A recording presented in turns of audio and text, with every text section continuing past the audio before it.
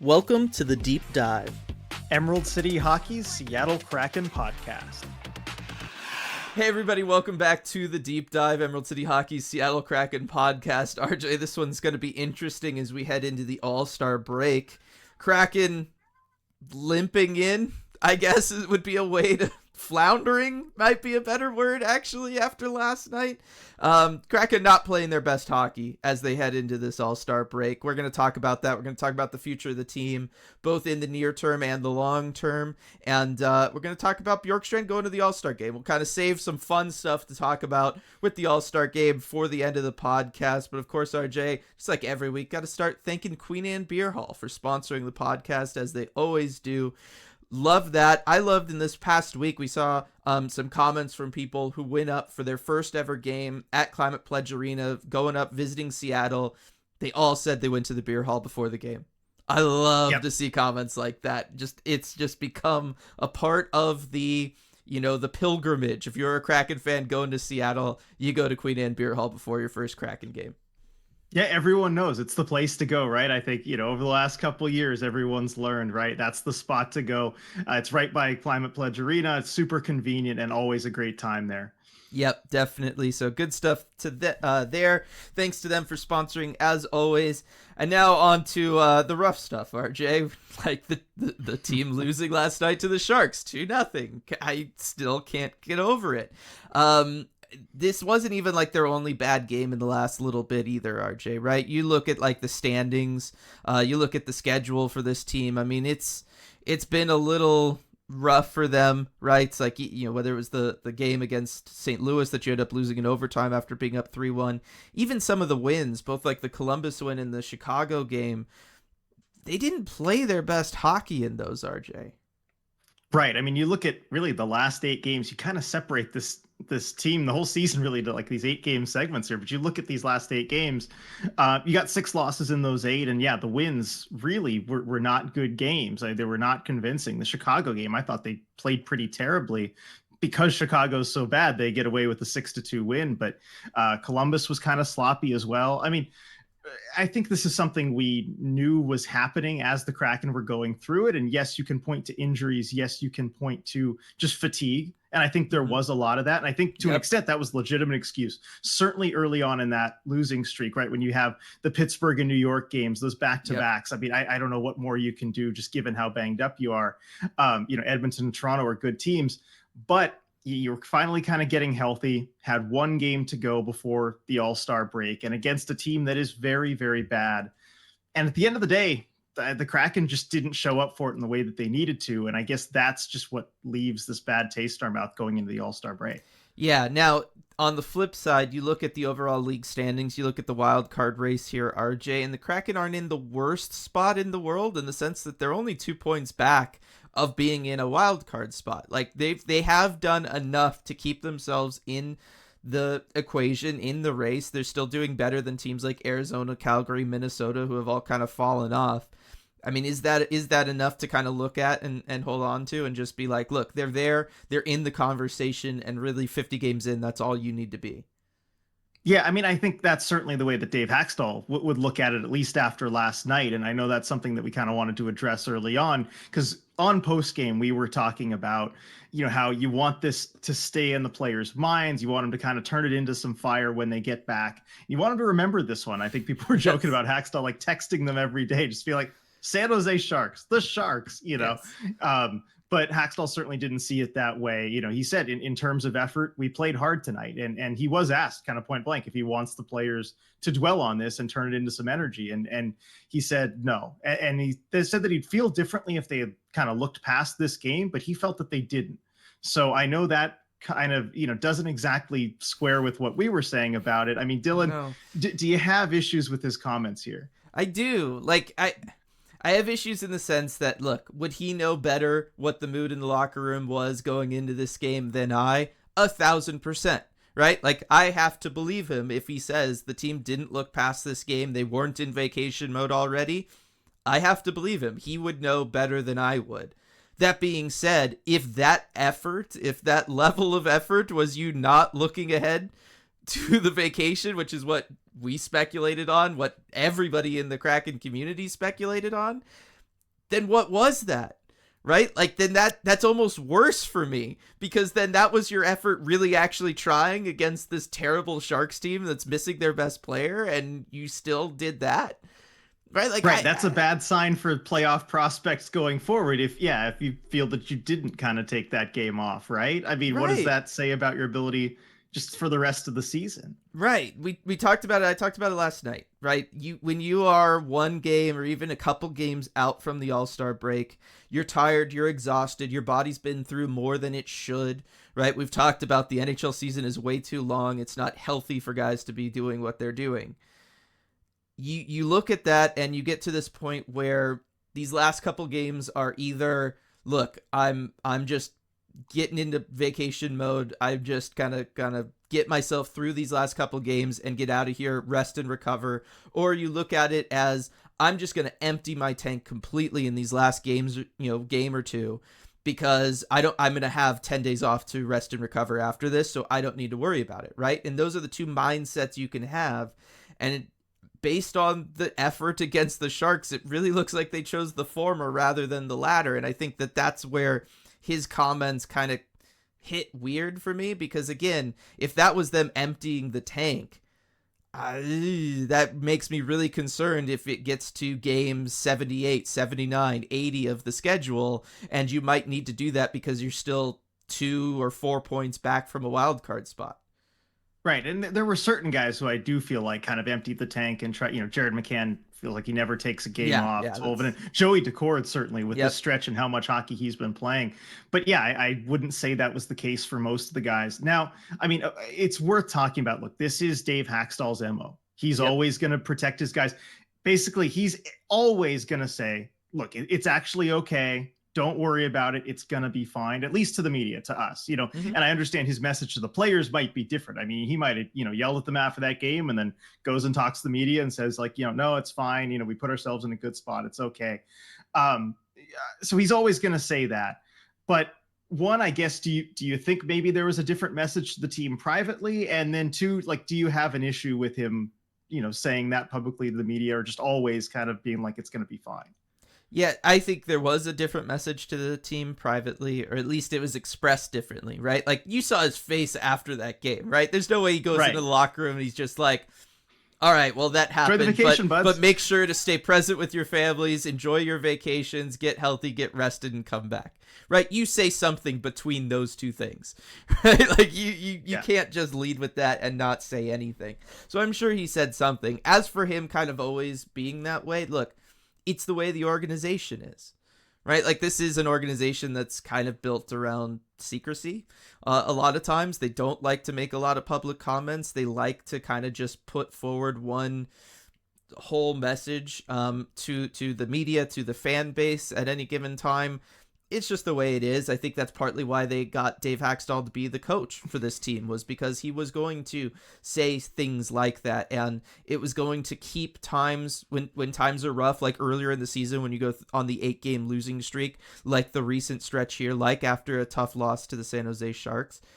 He's not going to come out and say anything controversial. He's not going to come out and create a media firestorm that the players are going to have to deal with, that the organization's going to have to deal with, right? You know what I mean? Like, the national media is not going to turn all their eyes on Seattle and be like, wow, look at this coach. He's kind of losing his mind or whatever. He's really going off on his guys.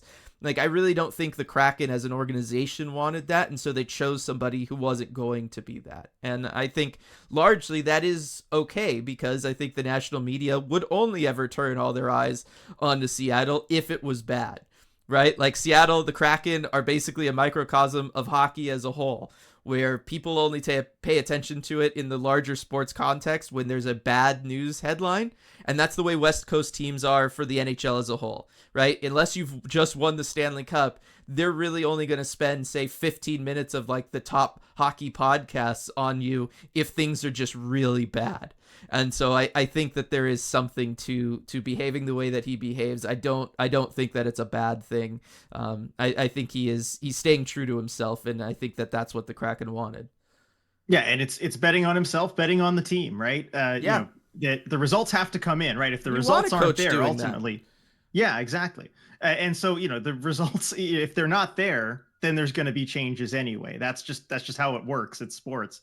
And so also the more I think about it too, like I really don't want the guys thinking about this game like during the break, like when they come back and they're about to face the Flyers, then I kind of want them reminded about this game and how it went and how you can't take things lightly and where they are in the standings. But this is really their last chance to rest and relax for the rest of the season. I mean, you get right back to it in February. March is going to be a heck of a grind. And then you're into April, the home stretch of the season, right? This is really their only chance. And I mean, we were talking for the last week or two about how needed this was for everybody. Mm-hmm. I don't want it weighing on their minds because it's just going to get exhausting by the time the season's over. Yeah, no, that is true. And again, it's not the worst scenario in the world that you are 2 points back of a playoff spot, right? Like you could be in such worse shape, especially given the fact that this is a team that started the season off slow. It's a team that had an 8-game losing streak. It's a team that's played poorly recently, and you are still only 2 points back, right? Like they have been able to survive a lot of things that normally as a team you wouldn't be able to survive all that. But this year you are graced with just mediocrity everywhere in the Western Conference, right? Every team around you is just completely mediocre and incapable of putting together a run. And so the Kraken are kind of, in this spot where all you got to do is put together a little run and you're probably fine, right? Like that's all you've got to do. Sometime in the next 32 games is go on another 6-game win streak and don't have another 6-game losing streak. You're probably a playoff team. That's it. Right. I mean, that's kind of the odd reality of this, right? As we look at the standings, kind of check in on where the Kraken are at the All-Star break. I mean, yes, they're fourth in the wild card race. Top 2 teams will make it. But they're only 2 points behind LA, St. Louis, and Nashville. And as you were talking about before we started recording, you just put in parentheses, mediocre, mediocre, mediocre. And then the Kraken, got to take advantage of this. Mm-hmm. And I mean, you look at where the projected, playoff kind of cutoff line is. I look at Evolving Hockey and just their point projections. I mean, they put the line for the wild card, the Western Conference here at 89 points. That is insanely low. I mean, usually you're talking about, the Kraken were in the top wild card spot last season with 100 points. This is very different than the normal year. And so as a result, just to get to that, 90 point mark, you just need like 52 points in 50 games. That's a, 97 point pace over a full season. Like that's certainly doable. Like the Kraken can absolutely do that. On the flip side of it though, you look at playoff odds and, cause some of these other teams have games in hand, and there's a lot of teams too, because all it takes is one of those teams catching fire. Mm-hmm. If for some reason the St. Louis Blues go on a long run or the Nashville Predators go on a long run, your numbers start to really change there. And so, I'm looking at some of the major sites, the playoff odds, Money Puck, which is always the most optimistic about the Kraken. They love the Kraken for whatever reason. They've got the Kraken at 41% to make the playoffs. So, that's more likely than not that they'd miss. Evolving Hockey, which I kind of tend to trust the most of these three that I'm going to talk about, at 27%. They're kind of in the middle. And then the Athletic, the most pessimistic, at 22%. But you look at those numbers and that doesn't necessarily inspire a lot of confidence. And I think that's something that Dave Hakstol realized going into this game as well, how important those points were. The fact he started Joey Decord, you don't give Philip Grubauer a game to kind of get back into things. You don't want to risk it. You start your better goalie. And, I just think he realizes the situation they're in now, how much each of these points matter. I'm telling you, at the end of the season, if the Kraken are still in the mix, right, the difference is going to be like 1, 2, or 3 points. It's going to be very, very close. Yeah, I mean, that's the way it's looking right now. It's been within just a couple of points for the Kraken for a while now. So there's little reason to think that would change for them, right? Like this is just the realities of it now. I don't see why it wouldn't. I guess I understand them being around 25% chances of making the playoffs because you know what, RJ? I mean, they're one of 4 teams in this situation. And you figure, look, the Kings, they've got so many more games in hand than the other 3. They probably get a larger piece of the pie. Yeah, so then, you're talking about one spot for the Blues, Preds, or Kraken. So maybe they should be around 33% chance of making it. I don't know, but that all seems like fair and appropriate. And again, it's just one of those situations where the Kraken are going to control their own destiny from here on out. They have the whole time. And Hakstol mentioned that. He said, we control our own destiny. That's basically how he closed out his media availability last time. Yeah, so like that is the realities of it. The problem is if you control your own destiny, you can't have performances like last night where you are playing a team that is, everywhere organizationally except for the players taking the ice trying to lose and you go out there and you find a way to just not get it done. Like that's the problem, is those are the games that you have to get it done just regardless of anything, regardless of the fact that you're tired and it's one game before the All-Star break. You can't let Vlasic outscore you in a game, RJ. You just can't. That shouldn't ever be a thing that happens to an NHL team. But he's been unstoppable, Dylan. 4 points this last game. No, I'm not. No. Yeah, I'm not making excuses there. And look, I said going into this stretch of these last 4 games, my mindset, I will excuse any ugly win. You can win ugly however you want. I will not complain at all. That's why I didn't complain after the Chicago game or the Columbus game. I don't care. Win ugly, but you have to win. Yep. And last night they didn't. No, they did not. So that leaves us, that's kind of the stuff that happened here recently. Now we got to look ahead to the future, RJ. Obviously, it's going into the All-Star break. They're going to have time off. They're going to, hopefully be able to get, healed up, rest up, all that kind of stuff.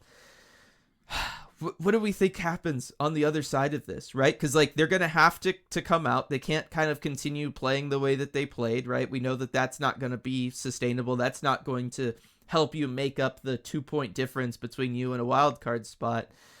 How do you think they come back from the break, RJ? And what do you think we need to see? Because coming back from the break, you've got 10, maybe 11 games before the trade deadline too. 11, yeah. Yeah, so you're going to have to show the front office also which kind of team you are, because the front office has a very hard deadline there in early March where they're going to have to decide what direction this team is going.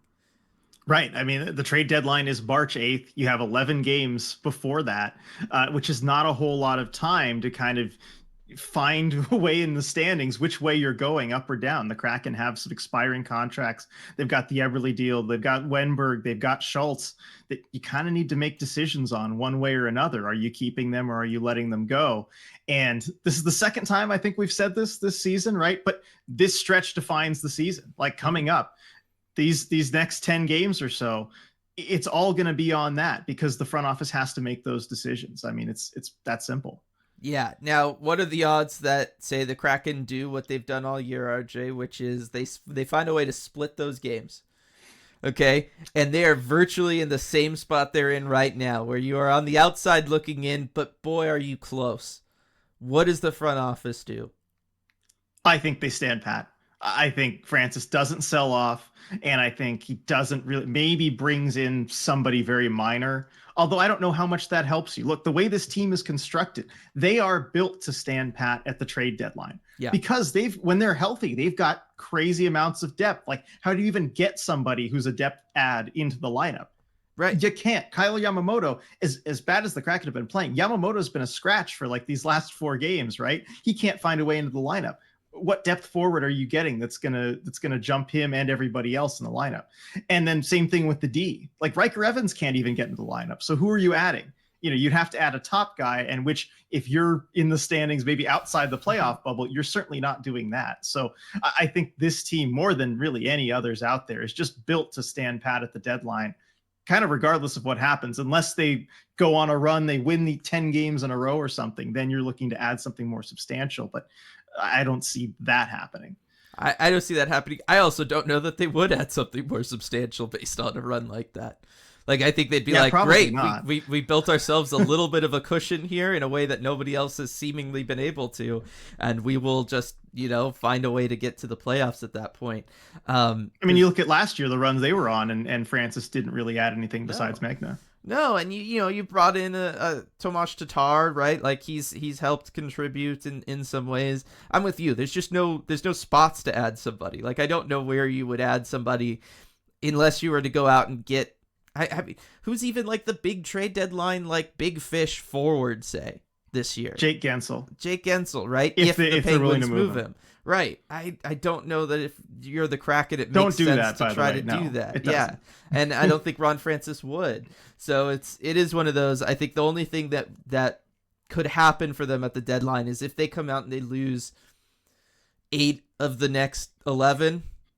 Do you think they sell, right? Or do you think that you're going to stand pat anyway? Because I could see Ron Francis standing pat with guys like Jordan Eberle or a Justin Schultz or a Wenberg, just because, look, you still want to finish the season strong because you got to worry about season tickets and you got to worry about all these other things if you're the Kraken. You can't just focus solely on, the realities of what the team are at that standpoint, and the fact that you've played too well. And even if you sell those guys off, I don't know that this team is bad enough to truly end up with a high draft pick anyway. No, they're really not. I mean, you look at the other side of the standings when you start scrolling down and you see teams at the bottom like San Jose or Chicago or Anaheim.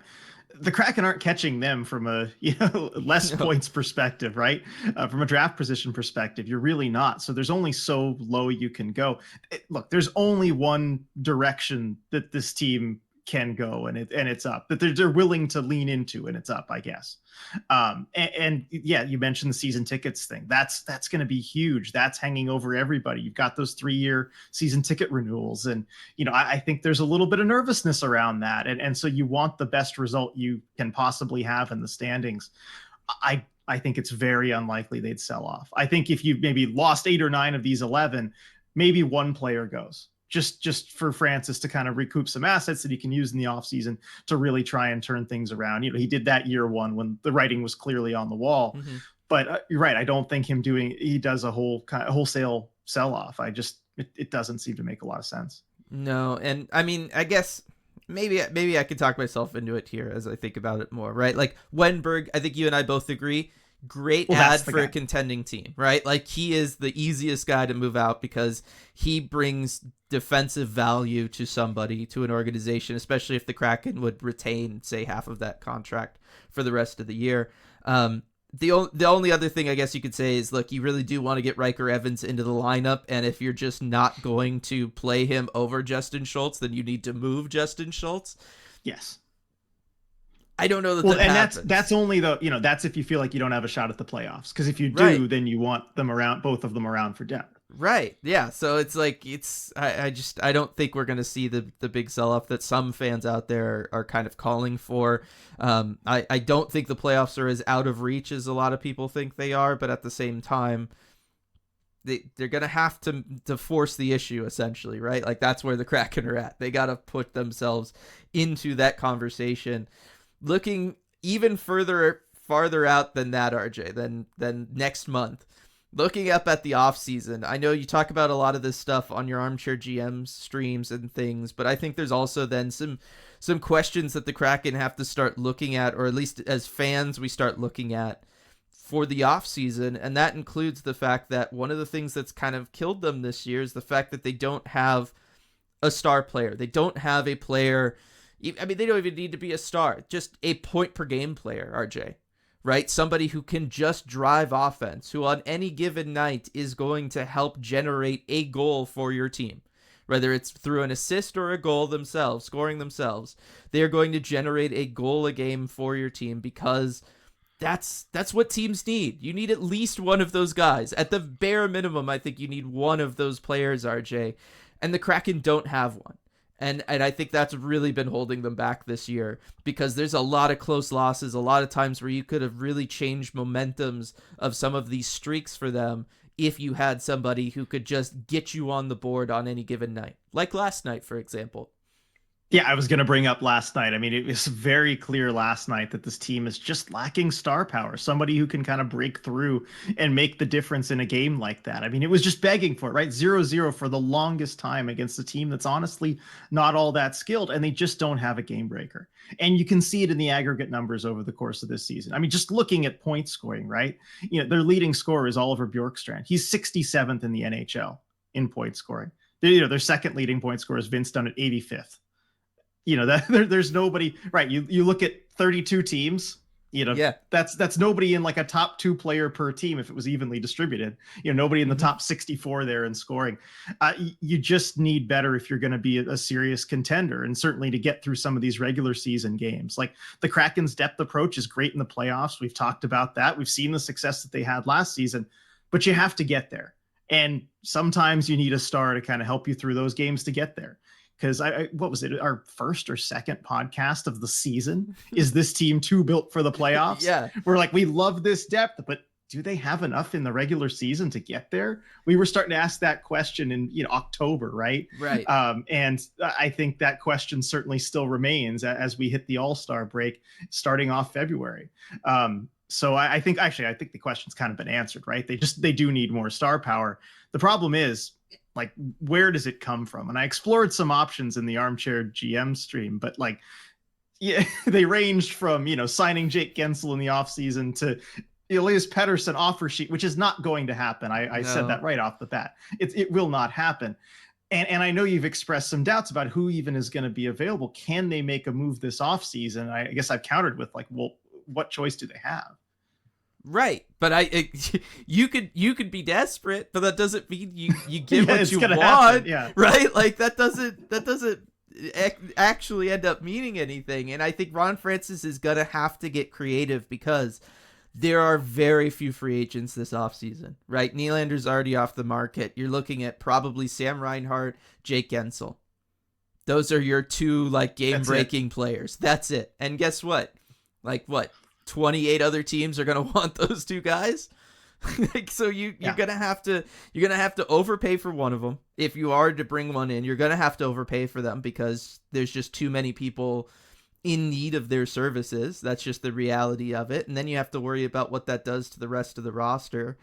I don't know. They're going to still have to want to come here. Yes, like you have to convince them to come to this team. You've got to overpay them. And then you have to hope that really they're enough. Because like that's because there's major questions about both of those two guys as far as whether they're enough. Gensel's a really solid player, but is he that game breaker level? I'm not convinced.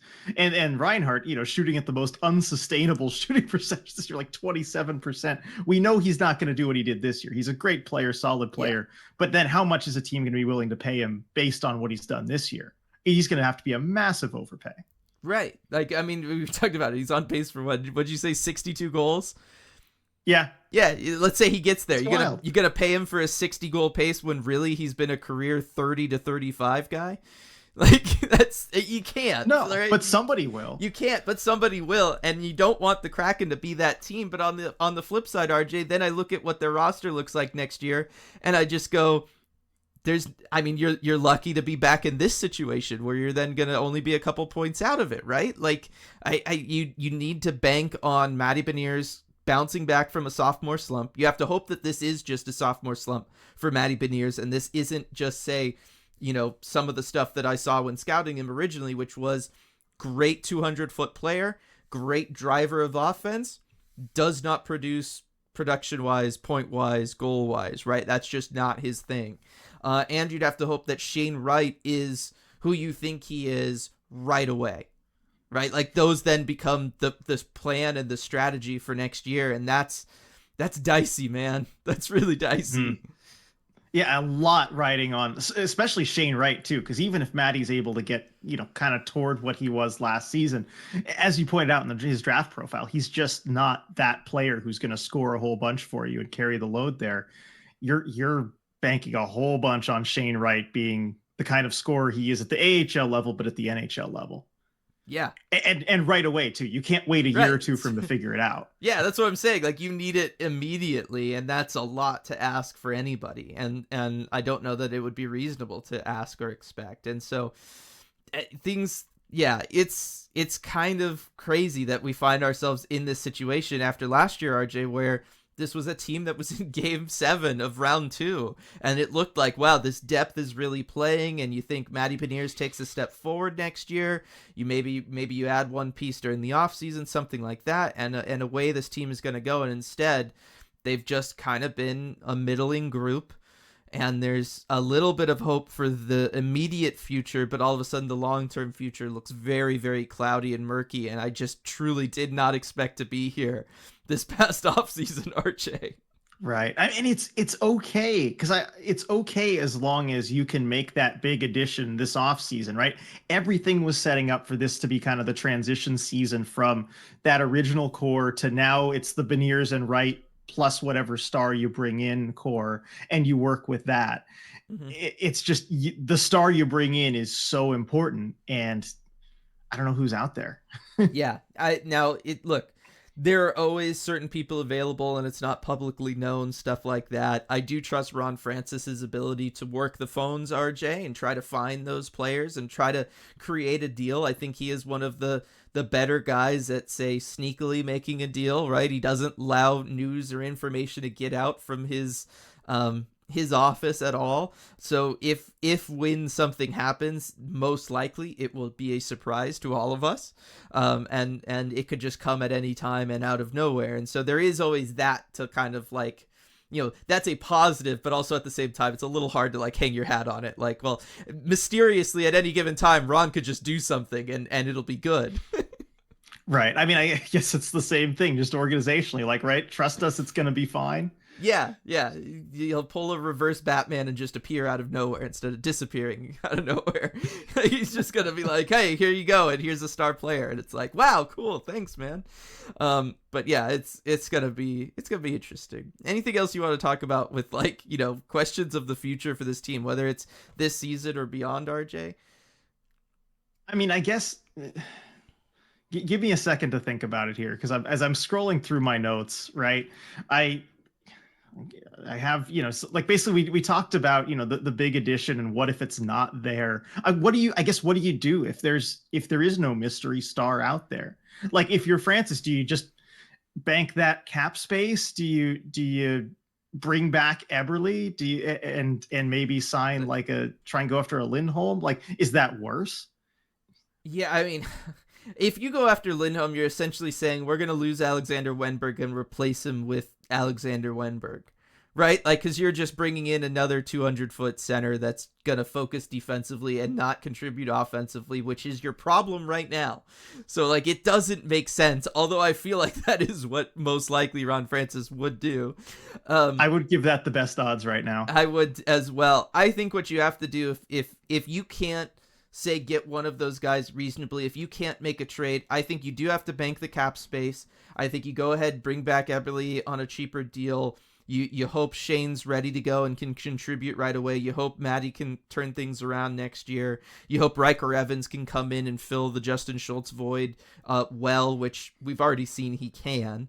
And I think then what you do is you wait for, over the course of next season, RJ, a team to start faltering, a player to become unhappy with their certain situation, right? And you just have to make sure you are the first guy on whatever situation arises during the course of next season, and you pounce on it the moment it looks like you can do something, right? Like that's what you do, because realistically this team, if you run it back next year and you bring up Shane Wright to replace Wenberg and you have Riker Evans replace Justin Schultz, they're probably as good as they are right now.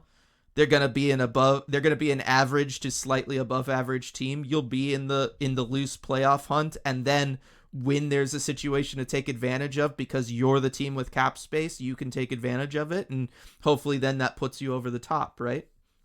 Yeah, I would rather leave the space. I mean, you said it perfectly. I guess there's always a distressed asset that becomes available some way, somehow, even if you can't predict it. I mean, recently, I guess, and he's not the kind of player the Kraken were necessarily looking for, but like Cutter Gauthier, like, right. Who saw that coming aside from, the people with the intimate knowledge of it, but like, the Flyers. That kind of stuff happens, right? Yeah. And you never know who it's going to be. I mean, that's, I guess the risk too, is that it's a player that, maybe isn't the best fit for you, and you're kind of stuck having to make a deal there, but it might be their best option at this point. I know we're looking really far into the future, but and I guess the one thing you also proposed to me before this was like having it be just really a take a step back type of year and just try and get another high draft pick for another kind of star player. But I did counter saying like just in the larger picture with the season ticket thing at the end of this year, and with also, I mean, how much I know there's been no official announcement, but like with the Sonics eventually coming back, like, do you have to start thinking about that too? Because I really do think they have kind of this limited window to capture the city's attention in a way that they haven't done yet before the Sonics arrive. Because if you don't do it by then, I think you're in real trouble. I mean, unless the NBA is going to relocate a team, you'd have a little bit of runway, right? Like, they're not going to announce an expansion team and then have that team come to play next season, right? Like, that's not going to happen. It's going to take at minimum a year. So you would have a year in which to kind of try to do something. I think realistically, the NBA, you're looking at the Sonics or a NBA team coming back to the city of Seattle, as you've got 2 years minimum before that happens from right now, right? And so as long as you were then competitive the year after you took a year to be bad, you're okay maybe, but you'd have to really make sure you were competitive and you have a star player that like people get excited by. I don't know. It's going to be like every market. You're going to have an NBA team. It's going to be 15 times more popular than your NHL team. That's just the reality of it, right? There's a sport that, actually markets to its fans and tries to create interest for itself. That's not the NHL. That's every other league, actually. So I think you're always going to have that issue. I don't know that you totally want to worry about that. I think it's a separate conversation about why the Kraken maybe haven't captured as much interest as they otherwise should have, and the things they could be doing better there. That would be a not much longer podcast if we got into all of that. But I don't think you can kind of operate from a position of fear or worry over something that is just going to be inevitable anyway, right? Like, of all the things to operate from fear and worry, that one seems not like the thing I would choose. I would be much more worried about, like, say, the season ticket issue. That's a more immediate problem. Speaking of that, though, was it was 3, 5, and 7 years, right? Yes. Were the intervals? Yes. And so year 5 is going to come up awfully soon also. I know. It's a really tough spot that they find themselves in because they don't have a superstar. And look, you had 2 high draft picks. You took Matty Beniers, who is a very solid player. Again, I love Matty Beniers. So good as a hockey player. He's not going to produce points for you. I said it at the draft. He's not a point per game guy, but he's a really solid hockey player, and he's going to have a long career, and he's going to contribute to Stanley Cup teams, right? I do believe that. He has the skill set to do that, but he's not a point per game guy. He's not going to be in that sense, the face of a franchise. If you need a guy who's constantly scoring goals to be the face of a franchise, it's not Matty Beniers. Shane Wright has that potential, but also his journey has been a roller coaster, and I don't know that it won't continue to be a roller coaster, at least over the course of the next couple years, right? It's entirely possible he comes in next year, puts up 25 goals, similar to Matty, and then takes a step back for his sophomore season. There's nothing that says that can't happen to him too, right? And then again, you're looking at the end of year 5. So they had 2 top 5 draft picks. You got the guys you got. You have to ride it out with them. They're both really good players, but also you made a choice when you drafted both of them, knowing that they are defensive guys. They're 200-foot players, right? You drafted Matty Beniers over a Mason McTavish. That was a choice. I think it's the right choice for a playoff team. But also, I didn't think the Kraken were going to find themselves in positions where getting to the playoffs, they were going to struggle so much, right? And that's I think, an interesting thing that long-term we're always going to kind of look back on and think about, is just the realities of that. Yeah, and especially how talented of a draft that was. And I'm not saying it was the wrong pick, but just different ways you could go there. And it's not a problem. Like, again, he's fits into that like Jonathan Toews, Anze Kopitar kind of mold, right? I mean, right. Toews had 1 point per game season over his whole career. Right. But, you need a Patrick Kane and some good secondary scoring to go in and help you win those Stanley Cups. And I mean, that's just kind of what the Kraken are lacking, is that star player who can kind of go be Showtime. Yeah, exactly. And it's going to be Matt Barzal, RJ. He's the only one that makes sense. The only person that makes sense, because this Islanders team's not going anywhere this year. They're not going anywhere next year. Like what? Like and it's an aging team. I know they just brought in Patrick Waugh, but like, come on, Matt Barzal, you're just gonna waste your entire prime playing there. Like at some point, he's gonna ask to be let out, right? You'd think so. You'd hope so. I mean, of course, with the Seattle connections being a T-Bird, like it just would be the perfect fit. Like that's one where Francis just should be monitoring that situation at all times in case. I mean, the only problem is he's under contract, Forever. for off the page, yeah, forever. And so the Islanders don't really have to move him unless he forces the issue. So it's gonna be one to watch, but I don't know. If I'm He doesn't have any trade protection, so yeah, right. You don't. not that he would ever turn down a trade to Seattle if that's if he wanted to be moved out. I think that's a place he would be willing to go. Agreed. So yeah, I mean, but like that's the kind You'd of almost stuff want that him to you have to trade protection because then like you might help limit the Islanders' Yes, leverage. Seriously, but that's like the kind of stuff that Ron Francis is going to have to start looking at, and again, I'm sure behind the scenes there is stuff that we don't even know about that he could be totally in on, and that's just the way it is. I couldn't have been Sebastian Aho, RJ. I know. That so bad. I wanted that so bad. All right. So let's focus on something a little bit more positive here, RJ. We talked about him earlier. He is the Kraken's leading scorer this season. It is Oliver Bjorkstrand, and he is now going to be on his way to Toronto, RJ, for the All-Star Game. Super excited for him. Obviously, I've been a fan of Oliver Bjorkstrand going back to our shared time with the Winterhawks, which sounds a lot more impressive than it was on my end. But I've been a fan of his for a long time. I think he's a great guy. You know that. He's always super nice in the locker room to chat with. He's had a fantastic season here for the Kraken, totally deserving of this All-Star appearance. But as I look ahead to the All-Star Game, RJ, neither of us care about the game itself or games. Nope, or not at all. However that's going to play out. Don't care about that at all. Just all you're hoping for is just that nothing bad happens.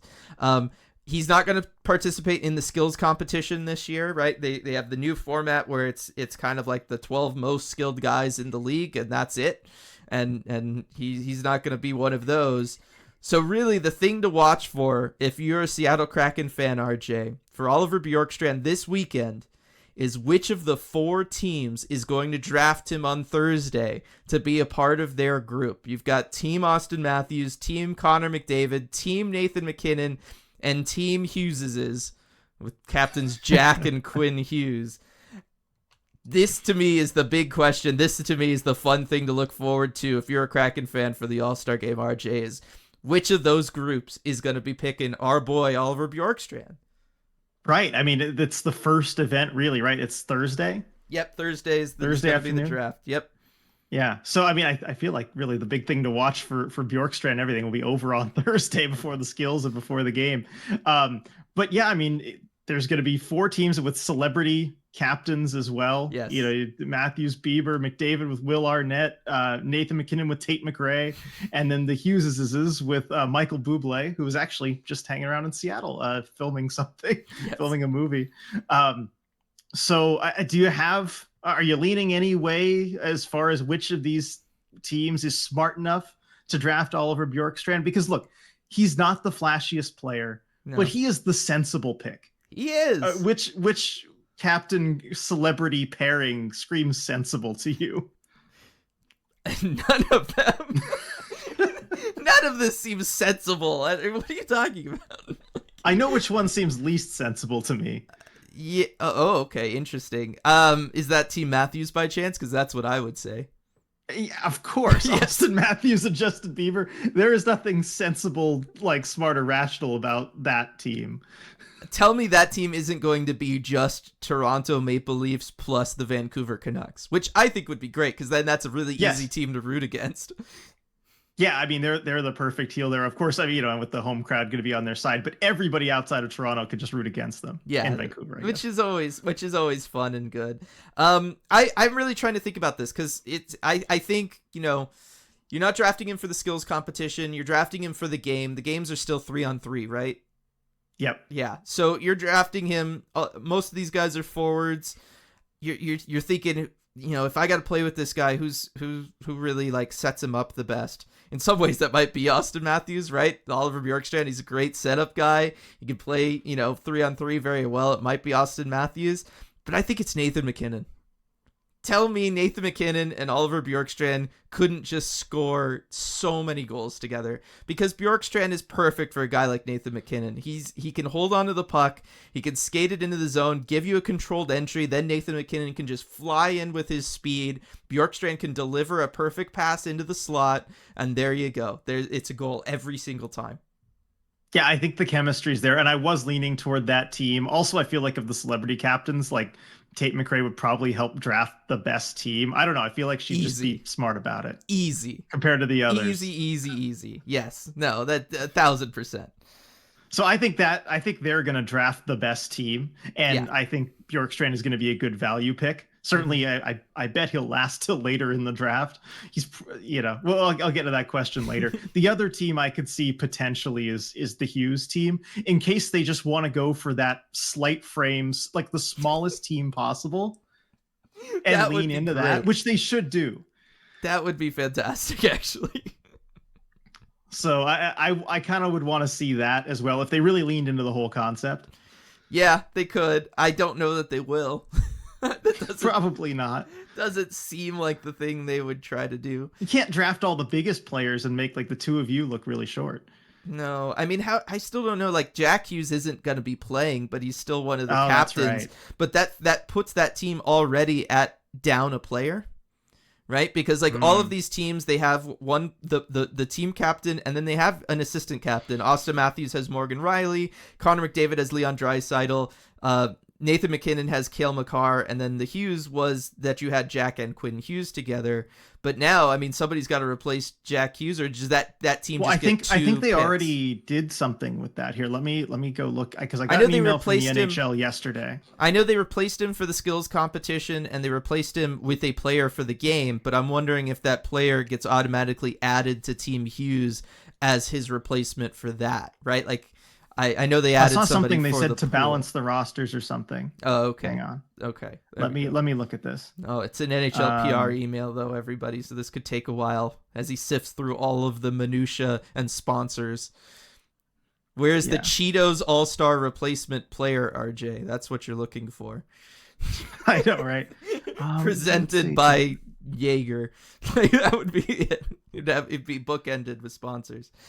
But yes, that has been added to the roster, replacing Jack Hughes. Barzal replaces Hughes as participant in the skills.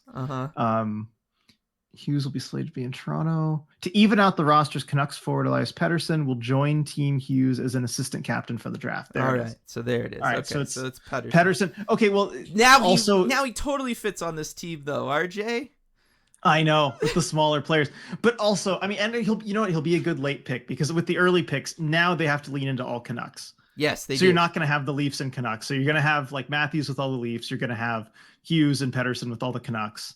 Mm-hmm. And so then he'll just be on Team Vancouver. Yeah, well, yay. Yeah, honorary Pacific Northwest hockey player. That's what it turns into. I don't know. Yeah. All right, we need Tate McRae to save us from this. Absolutely. And again, I feel like you can convince Nathan MacKinnon to have a good, solid player on his team. Like, he's going to be competitive. He's going to be the most competitive. That's for sure. Oh yeah. That's 1,000% sure. In any room or competition or anything, if Nathan MacKinnon's there, he will be the most competitive. Yeah. It is going to be interesting though, because like, yes, you have Matthews, really taking all of those guys. You're going to have all the Leafs. You're going to have the Team Vancouver. The fact then that you have MacKinnon and McDavid both as Western Conference players, do you think we see Western Conference guys like all off the board with several Eastern Conference players then still left on the board just because everybody kind of wants to take the people that they know and play in and around more often? Because that's traditionally how this stuff goes.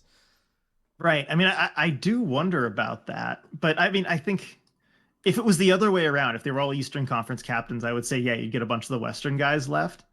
But, I feel like you're not going to have, well, actually, I don't know, maybe like, so this kind of like segues in the conversation too. I was going to ask is, what do you think the odds are that Bjorkstrand is picked last? I think they're higher than I want them to be. Well, yeah, I'm with you on that. That's what I think. Because look, he's not going to be an early pick. I mean, I think that much No, is clear. yeah. Just being a Seattle Kraken and not being like a huge, also not he has being no like a fellow countryman. Because Right. the other thing is you draft, Yes, there's no international guys, and none of these guys were even WHL guys, right? Like, there's no junior connection to any of them. It's tough.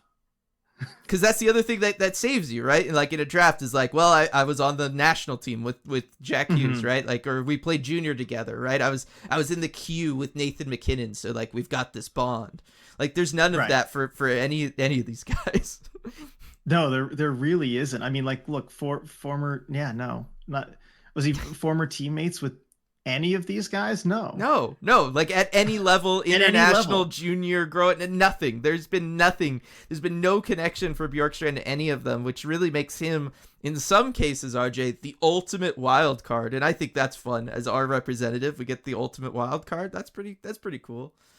Yeah. I mean, and I really think the ultimate value pick.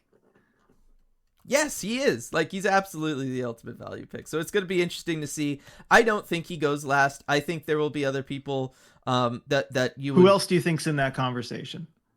Let me pull up the full roster then. Because I'm looking, maybe Boone. Wait, is Boone Jenner going? Is Boone Jenner going? Or no, was he hurt? I don't He has remember. the broken jaw, but he's playing right now, so... Okay, so maybe Boone Jenner, maybe, I don't know, Frank Vetrano? I could see Vetrano. I bet there's some kind of connection, though. Some guy, one of those guys will play with him at some level. I mean, it's going to be interesting, right? Because you're going to have... DeBrincat? Although, McDavid played with DeBrincat. Yeah, no. McDavid's taken DeBrincat for sure. Nick Suzuki? Somebody going to be in a big rush to grab Nick Suzuki? Really? Maybe. I mean, I guess if the Hugheses are leaning into the small team thing. Travis Konechny? That might be another one. I mean, I don't like. I'm just where saying, the goalies go, right? Cam Talbot. No, Tom Wilson, Talbot, RJ. former teammate. Somebody gonna take Tom Wilson over Oliver Bjorkstrand because they want grit on their roster. Well, we addressed this. What was it on Red Glare where I said that was the ideal first pick. You take Tom Wilson so you don't have to play against him. That is true. You don't have to worry about it. But I'm just saying, like him, Frank Vetrano, like I would take Oliver Bjorkstrand over these guys for sure. Mm-hmm. Like, what's going to be interesting is, like, the goalies. Like, do these teams all go, like, net out and you secure the goalie you want, hopefully, before you have to deal with it? I don't know. See, that's the key. Like, I don't know. Or if you're guaranteed a goalie last or so, you know what I mean? If everyone else has their goalies, then you don't have to take one, right?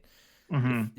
If Cam Talbot's the only goalie left, like, pressure off the last pick, I guess. I don't know. Yeah. They should just do a separate draft. I hope whichever team takes Bjorkstrand takes Hurdle.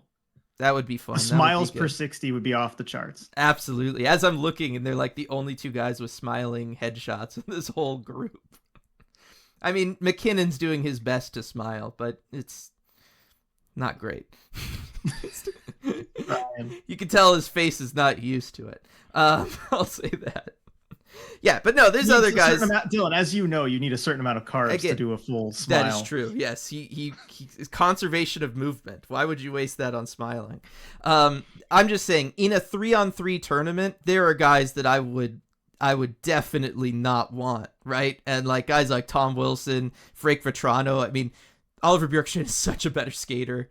He's so capable of playing like a more dynamic game 3-on-3 than guys like that. If they take them, then it is because they are, one, afraid of Tom Wilson, or two, they played like junior with Vetrano, right? Like, that's it. Yeah, and I mean, look, this is how this draft is decided. They're not looking to create the best team. Maybe Team McKinnon will. I don't know. That's the one I'm holding out hope for. Maybe he'll want to create the best team and win the thing. But otherwise, they're just drafting their friends. Here's what I'm saying. I don't think Oliver Bjorkstrand is Phil Kessel, RJ. He doesn't have the Phil Kessel qualities that would lead you to be picked dead last at every All-Star draft. Yeah. Do you think it's already worked out who'll be picked last? Just as like a last topic here before we close it all out. It wouldn't surprise me if the league kind of figured something out with that, because it was such a big deal last time and don't be afraid of it. Lean into it. I don't know. If it's rigged for who's going to be picked last, who do you think it is? Because I have in my mind the perfect player for it. Okay. Well, give me 1 second here to. All right. Well, I'll tell you mine then. Okay. While you Is think. it Sidney Crosby? It's Sidney Crosby, 1,000%, because he doesn't care. He doesn't want to be there anyway.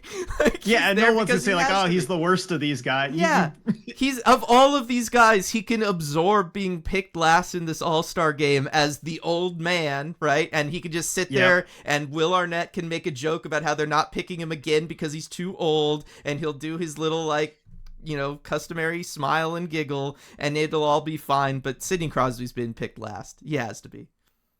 Yeah, you know, that would be the best way to do it if you're gonna rig it or collude. I mean, that's better than rigging it. It's just collude. Yeah, there we go. I guess that's a way of rigging it, but you know, instead of the league rigging it, you know, rigged from above, the captain should collude to make Crosby the last pick. Yep, there you go. There we go. We've solved the All-Star draft. Can't wait for Thursday at 3, RJ's, when it kicks off. I'm sure it'll start, you know, close to 3 o'clock as well. I'm sure there won't be anything that gets in the way before that. No, definitely not. I mean, and hey, you know, no one's like working on the West Coast during that time at all, right? No. You can tune in. Yeah, just, you know, leave work hours early to go and watch this. Ugh, the NHL drives me crazy, RJ. And with that, before we start a Red Glare episode, I was just going to say, before we fall down that whole extensive rabbit hole, going to thank everybody for joining us for this episode of the Deep Dive. Let us know your thoughts on everything that we talked about, right? Like the long-term, the near-term stuff that we talked about with the Kraken, what you would do, who you'd like to see maybe join the roster, where you think they are competitive-wise, all of that stuff. I mean, we're going to have a good amount of time here as a group to really talk about these issues for the next 10 days. And I think it's going to be a good conversation because we always end up having those, with the exception of you specifically, that the one person I'm talking to who doesn't. Yep. It's going to take it too far. And then of course, gotta thank, Queen Anne Beer Hall for sponsoring us as always. RJ, if the NHL ever came to Seattle for an All-Star game, which I do think will happen in the near future, like sometime in the next decade or so, I think that would happen. You're gonna need to you know, satiate me with a lot of pretzels and Detroit-style pizzas to make sure I don't just go off on Bettman about all this stuff. Totally. And you know what? Hey, it'd be a fun time. I bet you'd see at least one Kachuk standing on the table chugging a beer at the beer hall. 1,000,000%. Oh my gosh, now I need to make that happen. Somebody Photoshop that for us. Use that next time. It shouldn't be hard. Just, you know, Yes. put his face over Will Borgen's face. Oh, there you go. All right, everybody. Thanks so much for joining us. We will see you all next time. Hey everyone, before we go, we just wanted to give a quick shout out to all of our awesome patrons over at patreon.com/Emerald City Hockey, especially our Terror of the Deep patrons.